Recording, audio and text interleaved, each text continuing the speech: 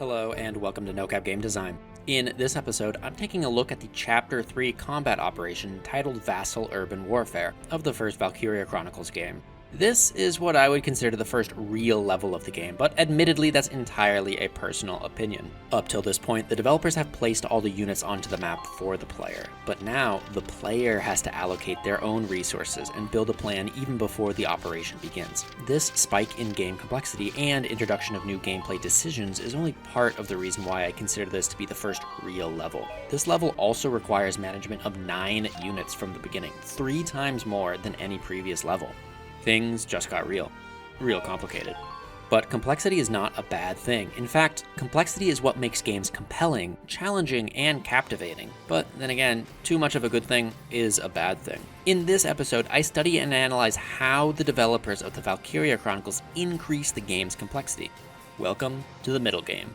The developers are increasing the game's complexity in 2 main ways. First, they are exposing more challenging decisions to the player, which forces them to produce a more complicated plan, and second, the actual execution of that plan is now more involved. This second point is the easier one to understand. More stuff requires more cognitive attention to manage. The battlefield is bigger, there are more friendly units, more tanks, there are ambushes, traps, and snipers. There's just more to pay attention to. While giving the player more balls to juggle does increase the level's complexity, here the developers temper it by letting enemies drip into the player's attention slowly. This is good design. Specifically, when adding complexity to a game, make sure that you reduce the difficulty to counter it a little bit. Eventually, you as a developer should increase the difficulty back up while keeping this new complexity, which will ultimately result in a more challenging and rich game. But when introducing complexity, back off on the difficulty. Changing gears a little, I also said the developers are exposing the player to more diverse and complicated decisions. In the Halo series, I talked a lot about having diversity in game assets. See episode 2, which is linked in the description, and in the top right of this video. But in summary, having truly diverse content enables unique encounters, which results in dynamic and unpredictable play, which is fun and drives replayability. But it's not just the game assets that should be diverse. The developers of the Valkyria Chronicles take it a step further here and make the goals and in-game decisions themselves diverse and unique. It's not enough to have several different classes of units. It's not enough for each unit in a class to afford unique strengths, weaknesses, and skills, but the mission profile itself needs to be unique. This is Chapter 3, so including the prologue, that makes this the 4th combat operation. So far, each one has had a unique operation objective. Kill all the enemies, escape to the checkpoint, defend the town gate, and now capture the flag, which includes a defensive and offensive submission. Well, before I get too ahead of myself, maybe I should quickly talk about the mission profile here. And to understand the mission profile, you really need to understand the level architecture. Give me 60 seconds for a quick flash briefing. This operation, Vasel Urban Warfare, is broken into 2 sections. The left city side and the right river side. These are more or less isolated encounters and are separated by buildings, so they don't influence each other. That's the architecture, 2 independent battlefields. The mission profile builds on this map. The overall goal is to capture the enemy base in the top left of the map, but to make things more strategically interesting, both the left and the right deployment areas have dedicated submissions to help achieve the main objective. The left team is tasked with defending the friendly base, while the right team is offensive in nature. Notice the big red and blue arrows on the map further reinforce this distinction. Okay, so the developers present the player with 2 independent battlefields, each with a unique flavor, 1 offensive and 1 defensive. The first decision the player has to make is how to deploy their units. They have 20 units on their roster, but can only deploy 9 of them. Who should be deployed, where should they go, and most importantly, what's the plan once you get in game?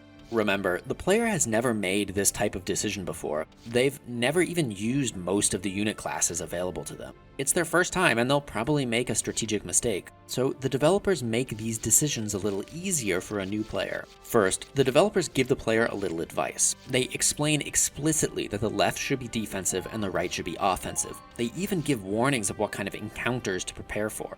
Intel suggests the enemy tank may attack on the left, so prepare some anti-tank units. While these tips are helpful, they're not very actionable. What units are defensive, and what even is an anti-tank unit? So the developers place a few units for the player: Welkin, Alicia, and Rosie on the offensive right, and Largo, an anti-tank unit, on the defensive left. Largo even has a brief cutscene where he explicitly states, "How long you think I've been an anti-tank man? Couple of tanks ain't no sweat." This helps players learn and is therefore good design. These pre-placed units ensure the player is properly equipped to deal with the mission, albeit minimally, and provide examples for a player to follow when deploying further units. This is good design. The developers introduce complexity in the form of new decisions that a player has to make. Who should I deploy and where? What's the plan going into the operation?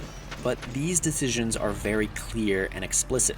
The left is defensive and the right is offensive. Having clear, well-defined problems makes solving them much easier. In future levels, it won't be quite so clear what the plan should be. Additionally, the developers have already made some of these decisions, which acts as a template or example for the player to follow. When you introduce complexity in your games, this is a good way to do it. Give the player some well-defined goals and even a few partial solutions or answers. The idea is not to stump the player, it's to help them learn and get comfortable with the newly added mechanic or complexity that they're now responsible for mastering. I hope you enjoyed this video and learned something about game design. Thanks for watching. As I get further into this game, I now have some opportunities to use different characters. Do you have a favorite character that you want to see featured in a future video? Let me know in the comments. If you liked this video, please consider subscribing or at the very least giving it a like. If you're looking for more, then I recommend checking out some of my previous videos. I've already mentioned episode 2 of the Halo series, but I'd also recommend a more recent video titled How to Design Challenging Early Levels. Challenge and complexity are related topics, and the difference is subtle, so check it out and let me know what you think. Are my tips helpful, or are they a waste of time? I'm always eager to have a discussion about game design. I'll see you there.